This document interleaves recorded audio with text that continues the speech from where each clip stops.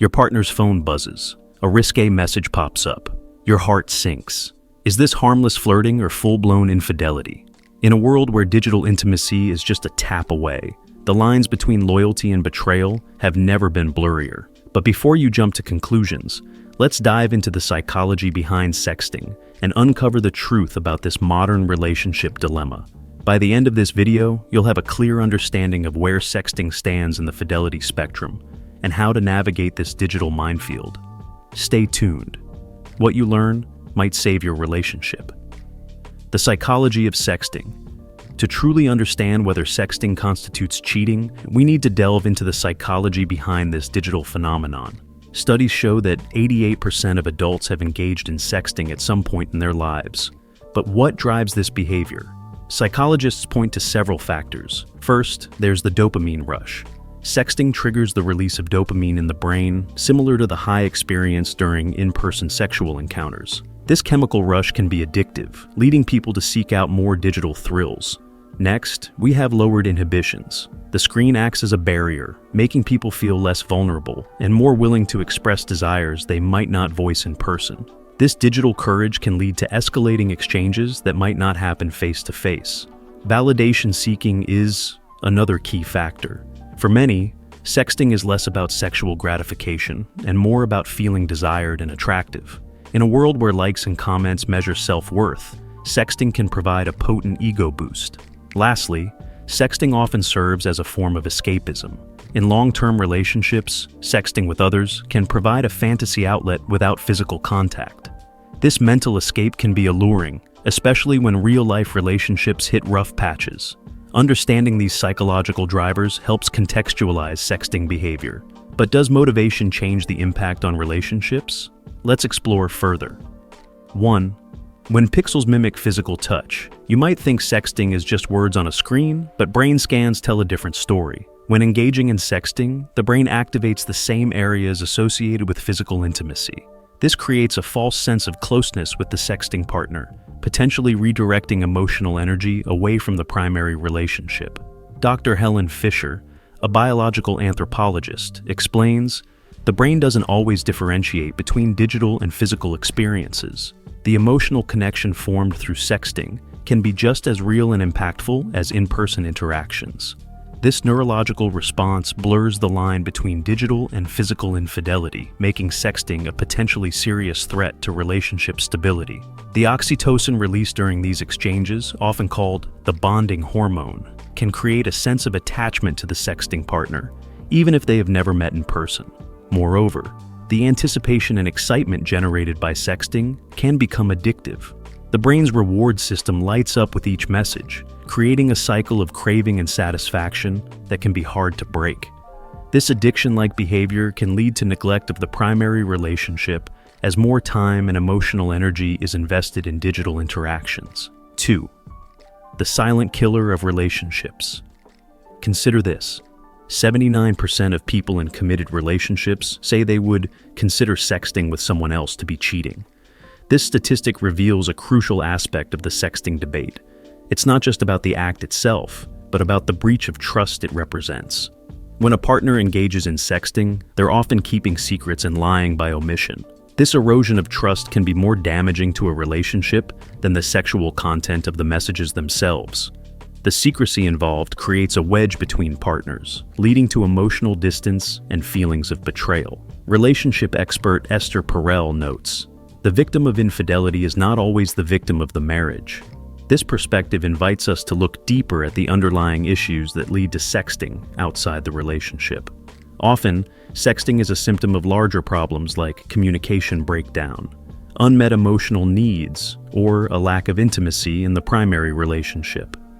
The discovery of a partner's sexting can trigger a trauma response in the betrayed partner. Symptoms may include anxiety, depression, and even post-traumatic stress disorder. The emotional fallout can be long-lasting, affecting trust not just in the current relationship, but in future ones as well. 3. From text to touch, the dangerous path. It's just harmless fun, they say. But is it really? Research shows that digital infidelity often serves as a gateway to physical cheating. A study by the American Psychological Association found that 50% of people who engaged in online infidelity eventually met their virtual partner in person. This progression from digital to physical illustrates the danger of dismissing sexting as inconsequential. What starts as a seemingly harmless exchange can quickly escalate, putting the primary relationship at serious risk. The emotional connection formed through sexting can create a strong desire for physical intimacy, leading to real-world meetups. Moreover, the act of sexting itself can desensitize individuals to the idea of infidelity.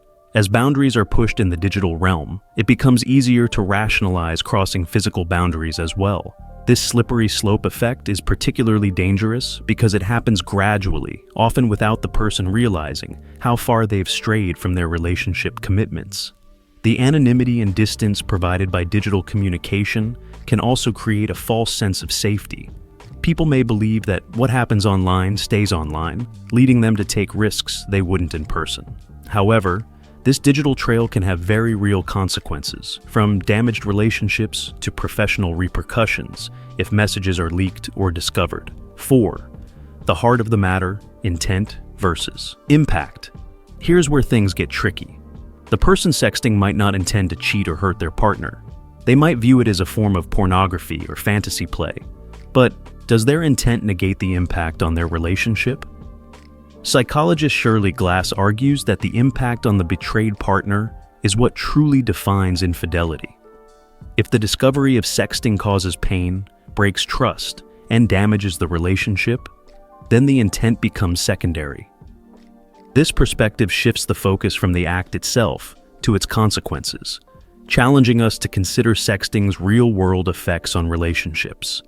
The intent versus impact debate raises important questions about personal responsibility in relationships. Even if someone doesn't intend to cheat, should they be held accountable for actions that hurt their partner? This dilemma highlights the importance of clear communication and agreed-upon boundaries in relationships. 5. Redefining fidelity in the digital age. In an era where our lives are increasingly digital, traditional definitions of cheating may need an update.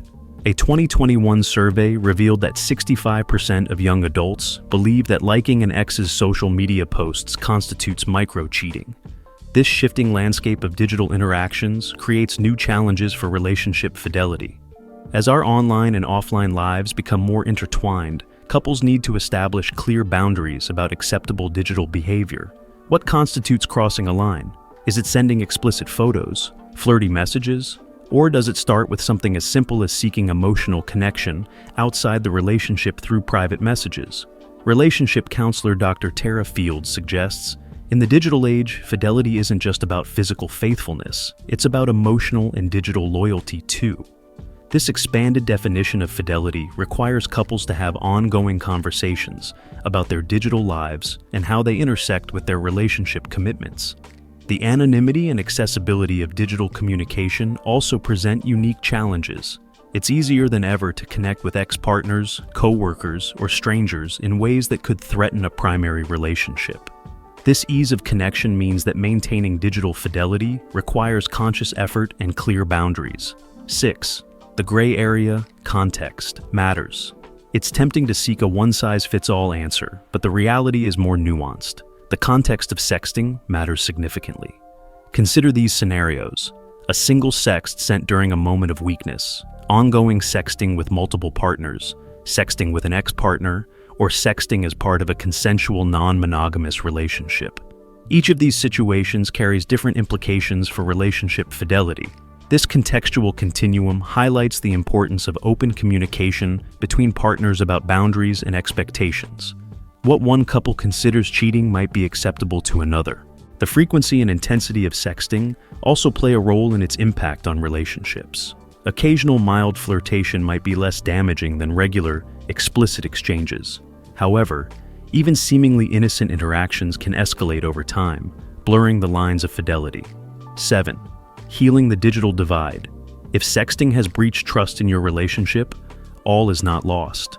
Many couples successfully navigate this challenge and emerge stronger. The key lies in honest communication, accountability, and a commitment to rebuilding trust. The first step in recovery is full disclosure from the sexting partner. This means coming clean about the extent of the behavior, without minimizing or making excuses. While painful, this honesty is crucial for rebuilding trust.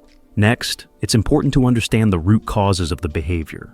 Was it a symptom of larger relationship issues, a response to personal insecurities, or a misguided attempt at adding excitement to the relationship? Identifying these underlying factors can help prevent future transgressions.